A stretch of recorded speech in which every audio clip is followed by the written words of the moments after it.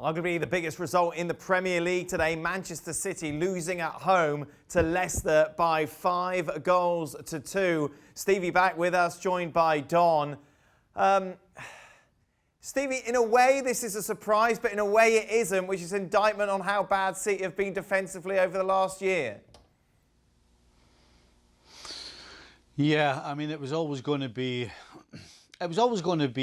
Leicester sitting and breaking.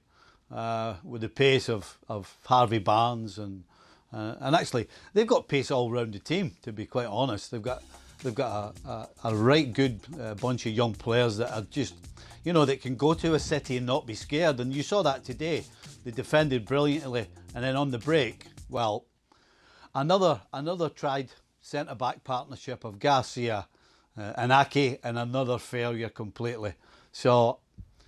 It's not a surprise. You know, Dan, I've always been saying that he needs to get on the field and work with these players.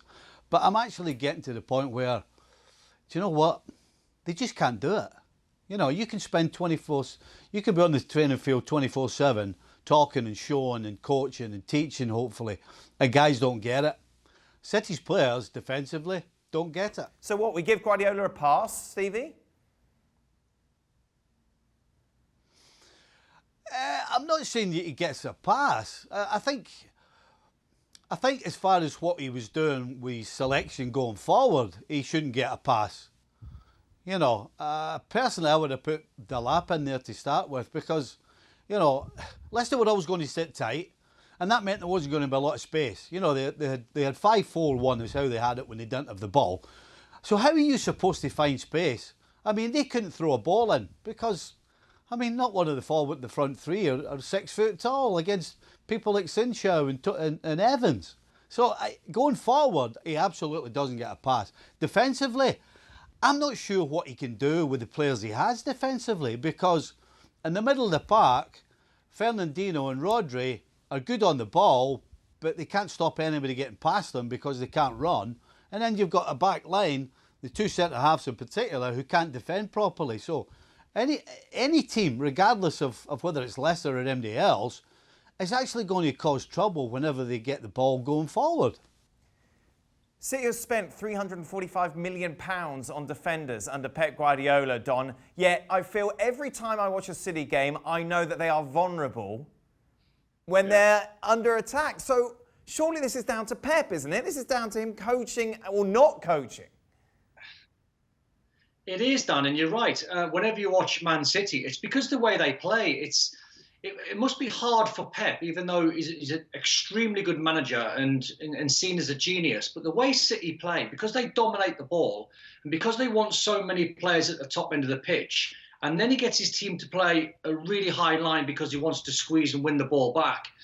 It's on the transition. It's every time they play teams like Leicester, who are brilliant, and this happened last season with Jamie Vardy when he kept running in behind. So I feel as though this is Guardiola's nightmare fixture because he wouldn't want to say to his side, defend on your own 18-yard box, we'll make the pitch as big as possible because then the distances in midfield for Fernandinho and Rodri are then too big, and you turn it into a sort of basketball match. Guardiola wants to stifle the opposition and put that sort of high press on, so when they win the ball back, they're fresh. But then you have people like Harvey Barnes and Jamie Vardy, which is just, he just can't manage them. I mean, it might be it might be a topic for a different day, but when Robin van Persie went to Man United for that one season and guaranteed Man United the title, it's almost like Guardiola needs to do that with Jamie Vardy and find someone that's just completely different to what he's got. But at the back, it's every time you watch them, they look vulnerable. As you said, Dan, you see a Man City side, you're never quite sure what their best pairing is. Laporte was on the bench today. I'm still stunned that even though in this market with 10 days left in the window, and this might force Guardiola into doing something, he needs to go into Europe and look at maybe Upamecano or someone like Koulibaly just to try and convince everyone watching, and more so the opposition players, because when the opposition players see the Guardiola 11, they'll be rubbing their hands thinking we can score goals against them. But what Leicester did today was no surprise, Stevie. So surely Guardiola, who's regarded as one of the best managers in the world, has got to change his tactics. Has got to address exactly what Leicester were going to go out in there and do. You could have said, everybody knew what was going to happen in this game, the way Leicester were going to play. So why isn't Guardiola thinking ahead?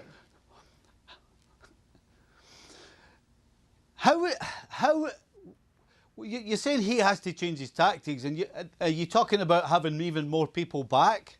I'm talking about not leaving yourself vulnerable to Leicester on the break. Every time the ball came over the top. No, Dan, you've got up until Leicester went ahead 3-1.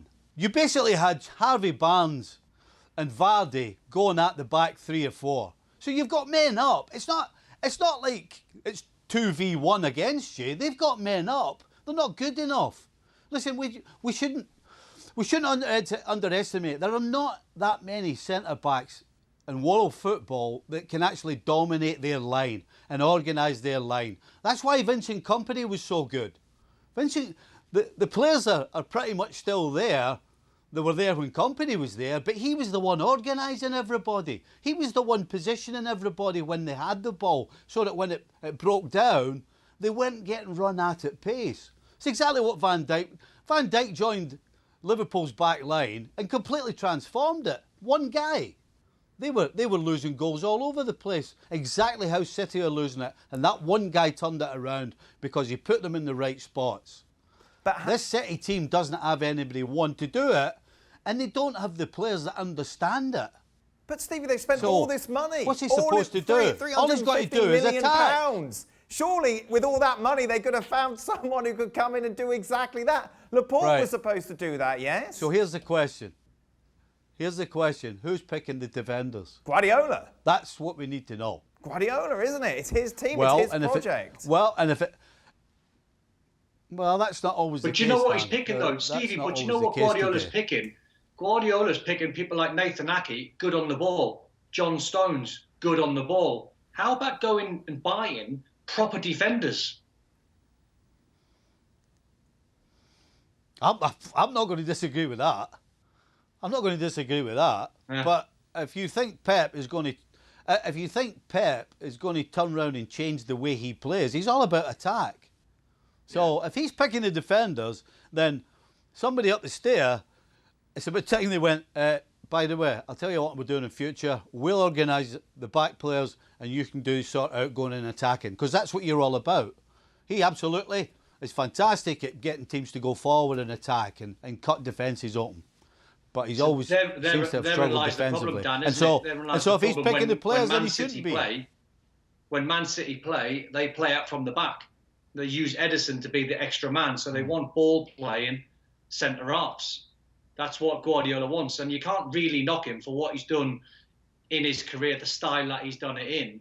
It's just with City, it's just they're sending a wrong message to everyone in the Premier League, where it's a semi-negative one, because every team has their day where I played against the great Man United sides, you play against Chelsea, and you play against the Invincibles, and you half stand in the tunnel and you think, oh, we've got a job on to get something out of the game. Man United lost that. The Invincibles then lost that. Chelsea then lost it when Jose moved on. And I think Pep's got to be careful that they don't lose that cloak of being invincible, because at the minute they look just a soft touch. Well, thank you very much for watching ESPN on YouTube. For more sports highlights and analysis, be sure to download the ESPN app. And for live streaming, premium content, and let's not forget as well, ESPN FC 7 days a week. Subscribe to ESPN Plus.